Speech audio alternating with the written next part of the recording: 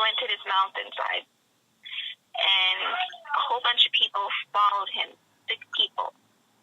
And they knew that he was the Lord. He knew that he was the Messiah. They knew that he was coming. And they followed him, and he gave a teaching about people that suffer. The people that suffer are blessed. The people that are sick will be healed. All that. And then the next teaching was when Jesus gave a teaching about salt and light, how we are the salt of the world, how we have to shine his light. Now the teaching is about Jesus healed a man with leprosy. After the crowd followed Jesus and he gave all those teachings, a man came to him, which we'll get into now. It's Matthew 8, chapter 1 through 4. Large crowds followed Jesus as he came down the mountainside. Suddenly, a man with leprosy approached him and knelt before him. Lord, the man said, if you are willing, you can heal me and make me clean. Now I'm going to stop right there for a second. Leprosy in the Bible, it means a curse from God.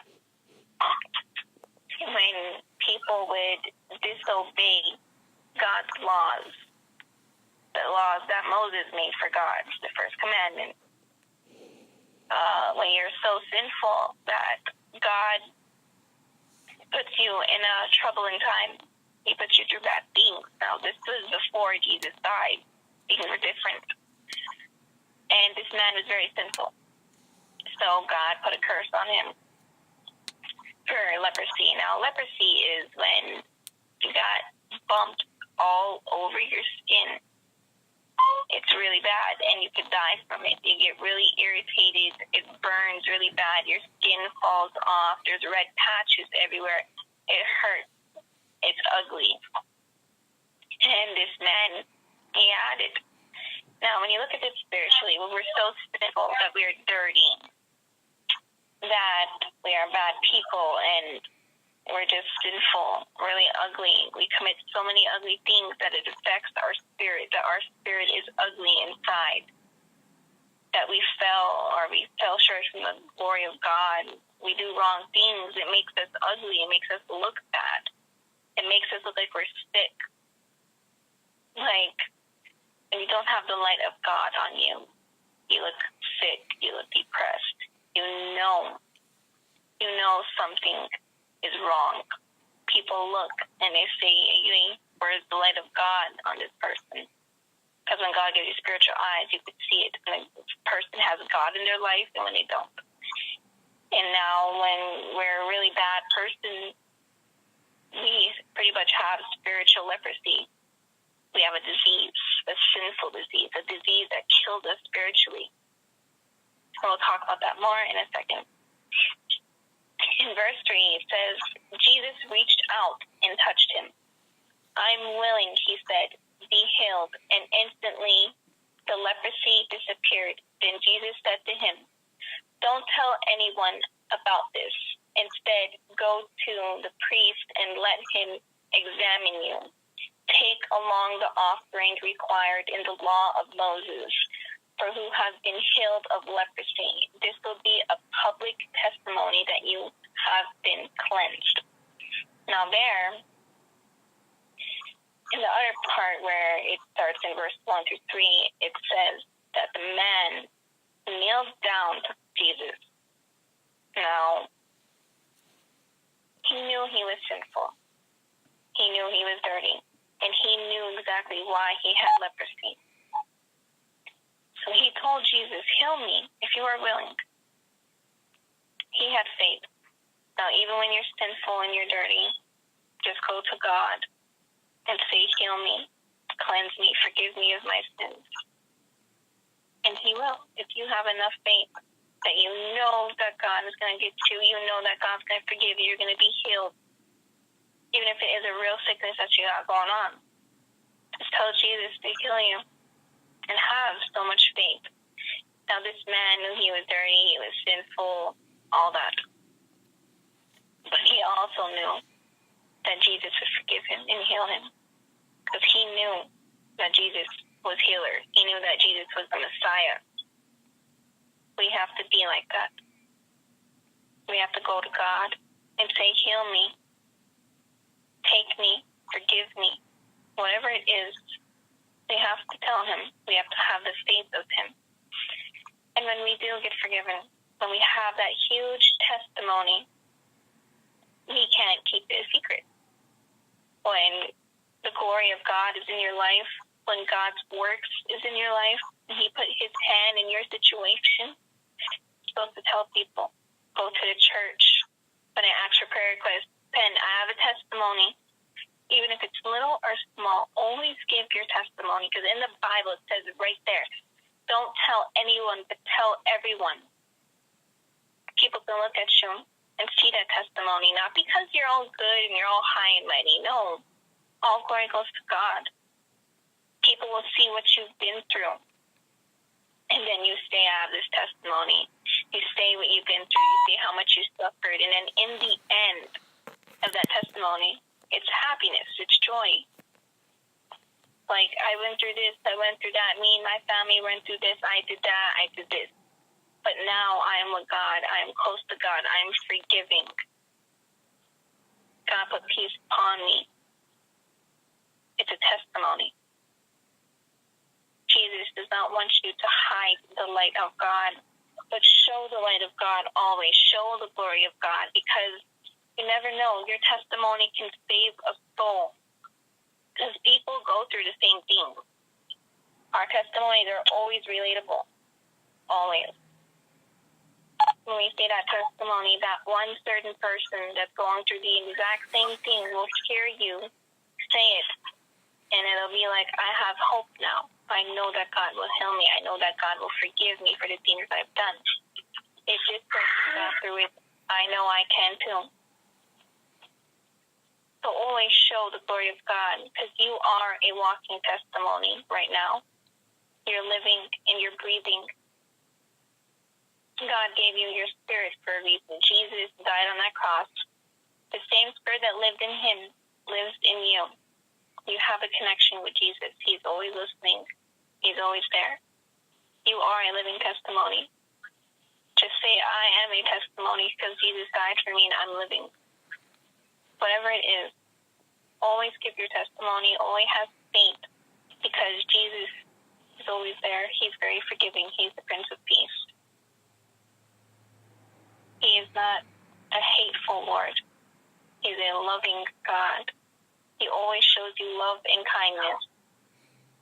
To always give him the glory, always share your testimony, because your testimony can save someone. And you are a walking testimony. So God bless you guys. It was a little short, but all glory to God, because God, such as he spoke, he did. This was his word. So if anybody has a comment, say amen. God bless you guys. Amen. I actually got a prayer. It's for this girl that I got a text from, and she wants to pray for her family and her baby Teresa to have a blessing on her and her family, and for the prayer line and unspoken prayers tonight. Amen. We'll be praying for her. God bless you.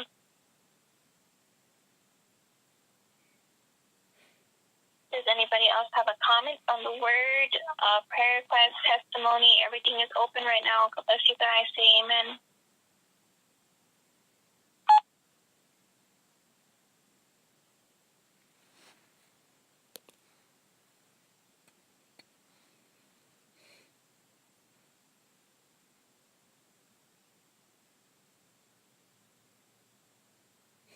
Amen. I have a comment on the word. Short, but it's good. So, this is the thing that touched me. When the man with leprosy said, Jesus, if you're willing, kill me. And Jesus says, yes, I'm willing. Now, even through all that he did, yes, it says because leprosy, again, was a disease of sin. But this man seen Jesus, he seen the light, and he walked up to him saying, are you willing to heal me, to cleanse me? Jesus says, yes, I'm willing. So when we feel dirty, or when you need a real healing, or your family's sick, ask Jesus if he's willing. Don't ask him, Jesus, can you heal me? Jesus, please heal me. No, are you willing? Because he's always willing. And that's something he told me before. If you're willing, I'm willing. I told Jesus, yes, I'm always willing, you're always willing. If I'm willing to ask him, are you willing? Then he is willing. So, this even goes for prayer requests. Just tell Jesus, are you willing to do this for me? He'll say yes. He's always willing, no matter what. As long as you go to him, knock on that door, he'll open it for you. He says, ask me for anything. If you believe, you'll receive it.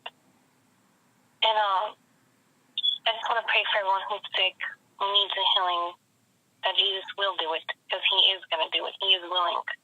And he's willing to do anything you want for him right now. So God bless you guys. That's all I have to say. Amen. Amen. Beautiful understanding. God gave you the parts that I left out. Does anybody else have a comment, a prayer request, a testimony? Don't be like, oh, guys, we're all family here. Show the glory of God. Show the light of God. Anything can be a testimony right now. So please, be obedient to God right now and just give your comment, your prayer request, your testimony. Say amen. Amen. There's another girl that texted and said she wants to pray for Sonny and Teresa. That's her mom and dad, and also a guy he don't like his name to be mentioned, for God's plan to work in his life. Amen. God bless you. Does anybody else got prayer request, a testimony, or a comment on the word? Say amen.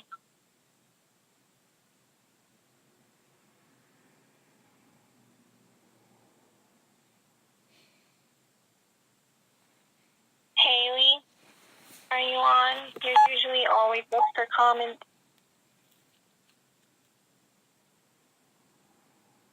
I'm on, but I'm recording. I don't really want to talk while it's recording. I'll let you guys talk. Amen. Thank you. God bless you, Haley. You're the best. I love you. Love you too. Whoever else is on, say your prayer request, your testimony, or your comment. God is always listening. Show God the glory. When you're embarrassed of God, He's embarrassed of you. He says it in His Word. So please, don't be a child of the Lord or us, because we are nothing. We are nothing great. We are all the same. We are all human. We are all children of God. We're all the same thing. Being on a prayer line and being on a phone, yes, it's two different things, but that's why there's so many people on the line, so we can all talk, share our testimonies, give our prayers. It's just like we're all friends talking normal. We're just talking about God, talking about His Son and the amazing things He done. So please, put your prayer request down, your testimony, or your comment. But if not, we'll be closing up the line in a little bit. So please, give God the glory before we close out. Amen.